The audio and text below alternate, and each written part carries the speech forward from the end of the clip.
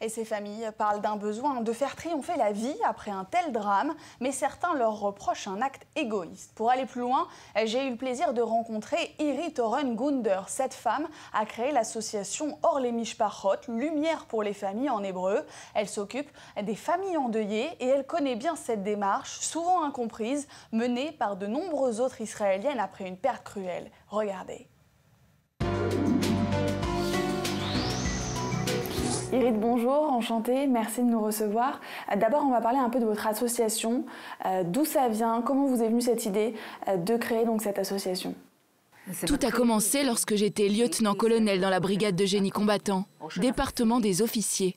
Le capitaine Aviv Rakani, spécialiste des tunnels à Gaza, a été tué.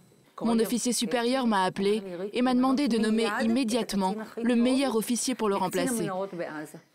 J'ai fait passer des entretiens à 25 officiers et là est rentré dans mon bureau le lieutenant Moshe Taronto, un officier que j'ai particulièrement apprécié. C'était un officier brillant. Il m'a dit en entrant dans mon bureau avec ses grands yeux noirs et ses longs cils, « Irit, ce poste est fait pour moi. J'ai été en formation avec Aviv Rakani, mon meilleur ami. Je veux ce poste. » Je lui ai dit, « Taronto va demander à tes parents. C'est très dangereux. »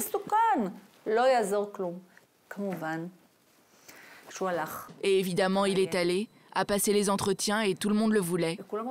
C'était le meilleur officier. Plus tard, j'ai été envoyée à l'étranger dans le cadre de mon travail. Je travaillais dans une ambassade et je vois une dépêche sur mon ordinateur. Explosion dans un tunnel à Gaza. Un officier et 3 soldats ont été tués. J'ai récité cette histoire des centaines de fois. Et à chaque fois que je la raconte, mon âme s'éteint. Le lieutenant Moshe Taronto a été tué. Il m'a fallu 48 heures pour me remettre. Et j'ai appelé sa mère, Ida Taronto. Et que lui dire? Que faire? Elle pleure, je la réconforte, et cela, semaine après semaine. Achète des fleurs pour Shabbat, lève-toi, habille-toi, maquille-toi, prépare le repas de Shabbat. Lorsque je suis rentrée en Israël, je l'ai appelé et je lui ai demandé « Es-tu sortie de chez toi ?»« Non, Irit. » Donc j'ai dit « Stop, on va faire une rencontre chez moi. » Les gens sont arrivés vers 19h, la rencontre a débuté, c'était très triste. Les gens parlent de leur fils, de ce qui se passe à la maison, comment ils font le deuil de leurs enfants, et petit à petit, les énergies s'inversent. Et petit à petit, les parents commencent à s'ouvrir et à sourire. L'un d'entre eux m'a appelé à la maison et m'a dit « Irit, qu'as-tu fait ?» Je me suis habillée en blanc, je suis sortie de chez moi et j'ai ri comme je n'avais plus ri depuis que mon fils a été tué. J'ai dit à mon mari Aaron, regarde ce que nous avons fait ici. Regarde ce qui s'est passé.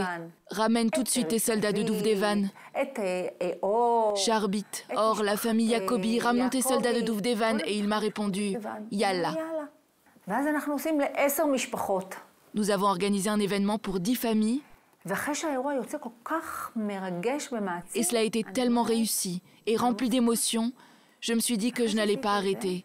Et une fois que j'ai fait cela, les parents sont venus me voir et m'ont dit « Irit, crée pour nous une fondation. Je ne sais pas de quoi il s'agit et je ne sais pas dans quoi je m'engage. » On va parler un peu de la famille Charbit.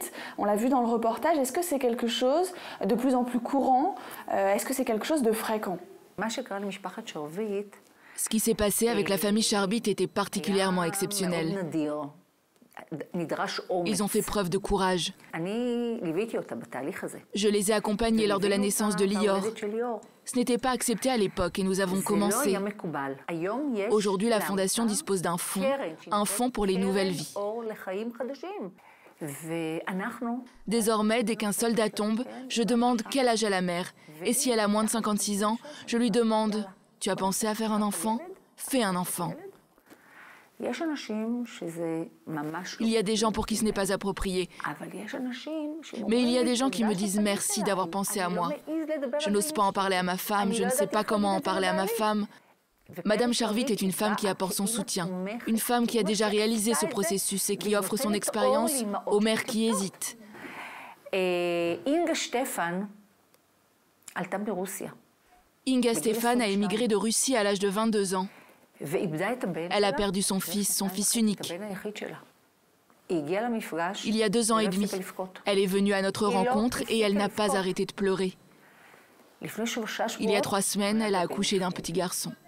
Alors comment vous aidez ce type de famille et en particulier ce type de femme? Je pense que tout ce qui apporte de la lumière est important. J'apporte de la lumière. Il y a ceux qui changent de carrière professionnelle, je les soutiens. Il y a des mères qui choisissent l'adoption, adopter un enfant. Et il y a des mères qui veulent un autre bébé, à qui cela fait du bien. J'ai appris qu'il n'y avait pas de règles dans le deuil. Chacun le fait à sa manière. Nous leur offrons notre expertise si elles en font le choix. Chacun fait ce qui est bon pour lui. De nos jours, les parents, lorsque leur fils tombe au champ d'honneur, on leur demande s'ils veulent qu'on extrait de la semence de leur progéniture, et ils le font. Je connais des parents qui ont procédé à des extractions et qui font don des organes de leur enfant. Ils veulent utiliser la semence de leur fils pour avoir des petits-enfants. Ils n'ont pas l'autorisation de s'en servir. Ils doivent aller en justice pour réclamer ce droit. Ils doivent prendre un avocat qui leur demande des centaines de milliers de shekels. Et les parents n'ont ni le courage, ni la force, ni l'argent. Il y a de nombreuses mères seules, des lesbiennes qui auraient besoin de cela. Au lieu d'aller à la banque du sperme et qu'un enfant naisse sans ne rien savoir sur son père, ce qu'il était, que faisait-il, il est incompréhensible qu'un père et une mère qui veulent utiliser la semence de leur fils pour avoir un petit-fils ou une petite-fille, si c'est ce qui mettra de la lumière dans leur vie, qui peut leur dire non? Quel tribunal peut dire à des parents « oui, c'est juste » ou « injuste » ? Si nous pouvons allumer une bougie dans une maison, nous le ferons. Et comment est-ce qu'elles voient les choses? Comment elles vivent ce processus? Et comment vous les aidez justement pendant ce processus? Tout d'abord, j'ai appris qu'il n'y a pas de règle dans cette douleur profonde.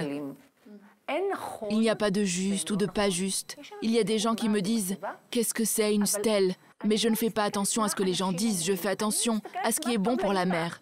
Est-ce qu'elle est heureuse? Certaines parlent d'un manque qu'il faut remplir. D'où ça vient en fait? Ce n'est pas un manque. C'est un puits sans fond, noir, de deuil. Un puits sans fond. Ton enfant à qui tu as donné naissance, tu l'aimes, tu ferais n'importe quoi pour lui. S'il est enrhumé, tu cours vers lui avec des mouchoirs, tu lui apportes une couverture en plus, tu lui prépares à manger.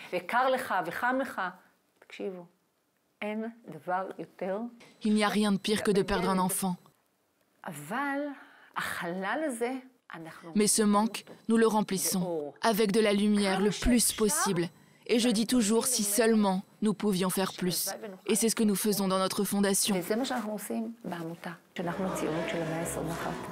Nous représentons le sionisme du XXIe siècle. Je fais cela depuis 12 ans, en tant que bénévole, à temps plein, sans bureau. Nous n'avons pas de bureau. Mais il n'y a pas que moi, il y a des dizaines, des centaines de personnes qui nous soutiennent financièrement, des bénévoles. Nous ne recevons aucune aide de l'État, l'État ne nous finance pas. Mais je suis fière parce que le peuple d'Israël est bon. Le peuple qui donne le plus et qui ressent le plus d'émotions sur ce sujet. Tous les gens que nous recevons veulent s'associer à nos actions. Et c'est ce qui est beau en Israël. Il y a une solidarité incroyable. Il y a une véritable union. Le jour du souvenir, il y en a un par an, et cela suffit.